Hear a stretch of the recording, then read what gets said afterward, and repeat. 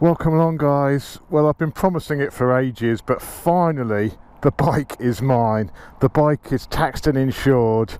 I'm ready to tell you all about the updates. The Dimag wheels, what have they been like on the road? Oh, the remapping. Let's get to it.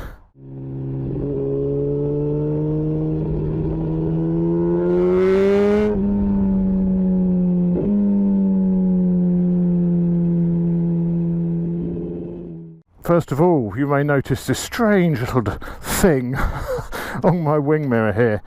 Well, I've actually been sent an Insta360. Oh yeah, to test out. It's a 360 camera, so I think it'll be really interesting on the ride review videos. You know, to have a few different views of the bike, and so we'll see how we get on with it today. So watch this space for the 360 camera views. It may not work, I'm still in the experimental stage, but we'll see what it's like.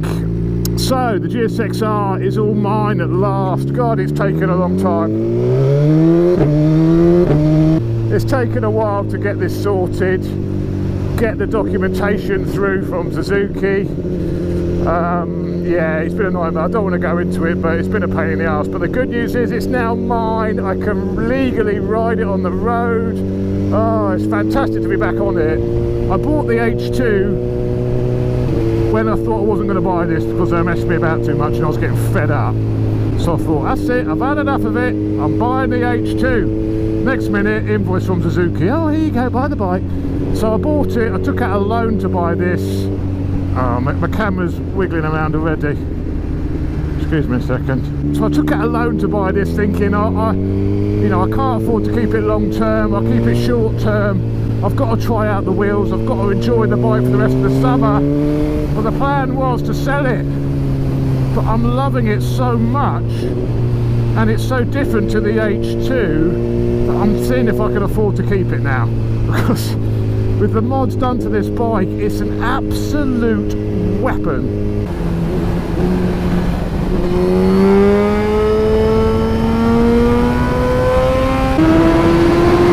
So first of all, what should we talk about first? Well, the remapping which was done to this, it had the Hilltop tune on it originally.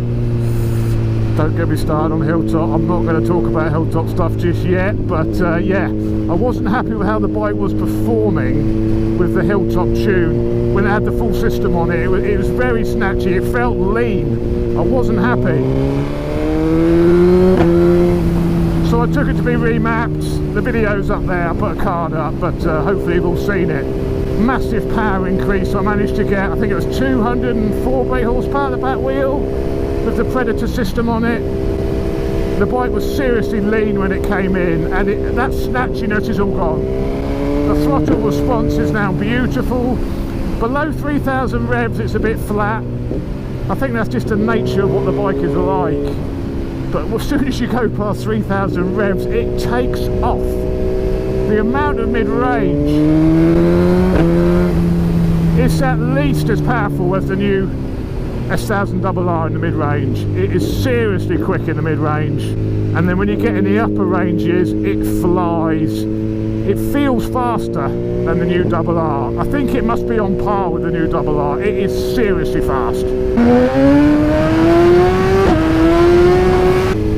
That torque it's got means you haven't got to just rev it to get it into the power. It will sit quite happily, top gear, 3,500 revs, poodle along. Still a good bunch of torque there, and that's what makes a good road bike at the end of the day, the torque. Doesn't matter what the peak power figure is at 12,000 RPM. It's more about what's the peak torque figure at 5,000 RPM. So I did ride the bike when it just had the map on before the carbon wheels went on, and it was ferocious. Smooth but ferociously powerful. Put the Dimags on it and my god, these are quite lively at the front. They tend to waggle the bars a little bit. So what PB did when this was run as their long-termer, when Chris had it, they lowered, you get a lot of spare fork tubes sticking out of these on the R model. as standard. So what they did, they raised the front of the bike to calm it down a little bit. So that calmed things down. It still turns incredibly quickly, but it just calmed things down a little bit at the front end. Stopped it wheeling quite so much. Well, it still wheeled a lot, but it stopped it head shaking so much when you're too aggressively on the throttle. Fitted the Dymags has actually brought that back a little bit. The wheels are so light now that it lifts the front and it can get a little bit exciting. Getting off the H2, which is so big and stable, you know, it holds its line through the corner really easily. Because this is now so light, and those wheels, you know, the gyroscopic effect of those wheels going round is lessened because they're lighter. The bike changes direction in the corner very easily. So which is obviously a bloody good thing, and it means more concentration to ride the bike. Because any sort of shift in body position or slight inputs to the bars will cause you to be able to change your line mid-corner quite easily, which is beautiful, and also makes it a little bit harder to ride. That blip is so good on this.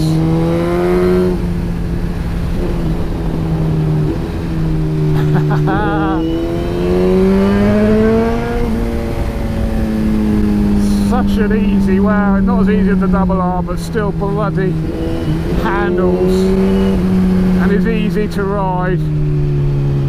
Just changes direction so quick though. You need a bit more in the corner, you've got it.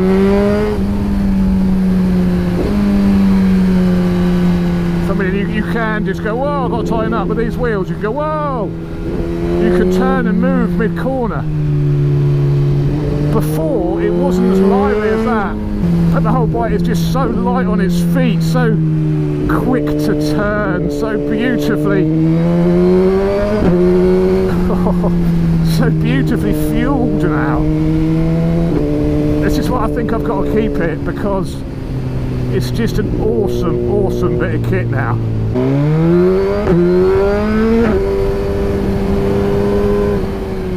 Oh yeah.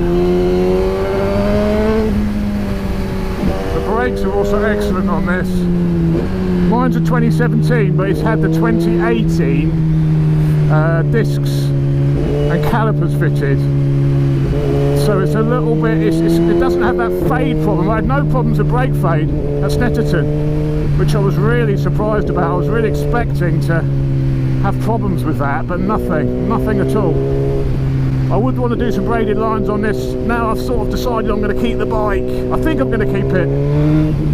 I'm not 100% certain, but I'm pretty sure for the time being, as sure as I could ever be about keeping bikes, I would like to keep it.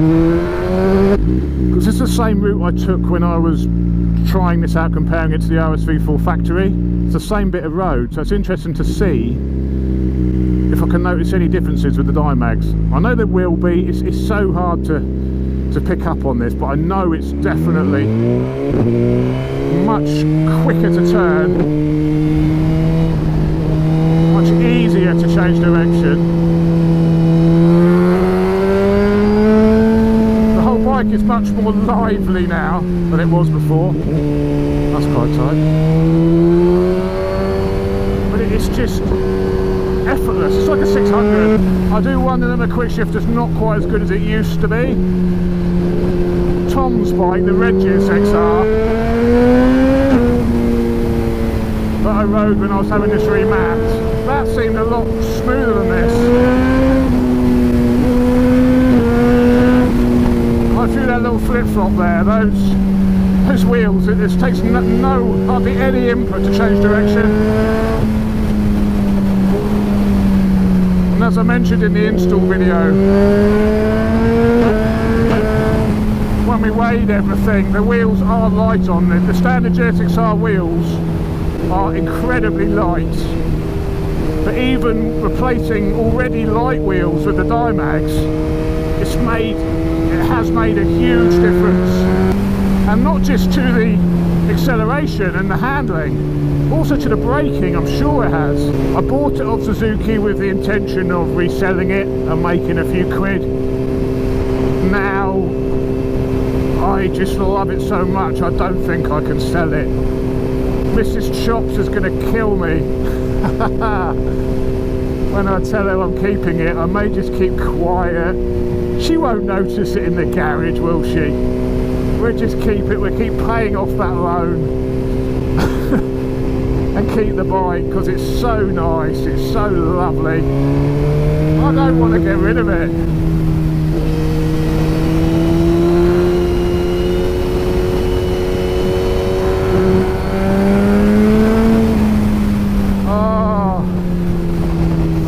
Thanks for watching, guys. I'm going to go off and have a bit more fun with the cameras off. And I'll see you next time. Thanks for watching.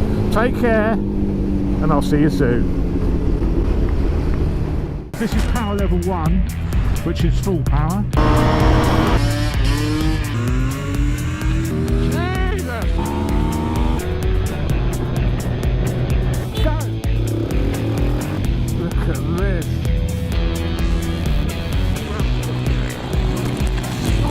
It's bad, boy. Check it, man. This thing is absolutely bonkers.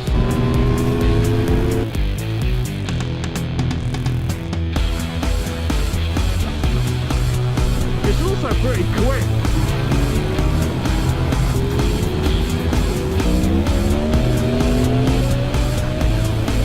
Yeah, alright.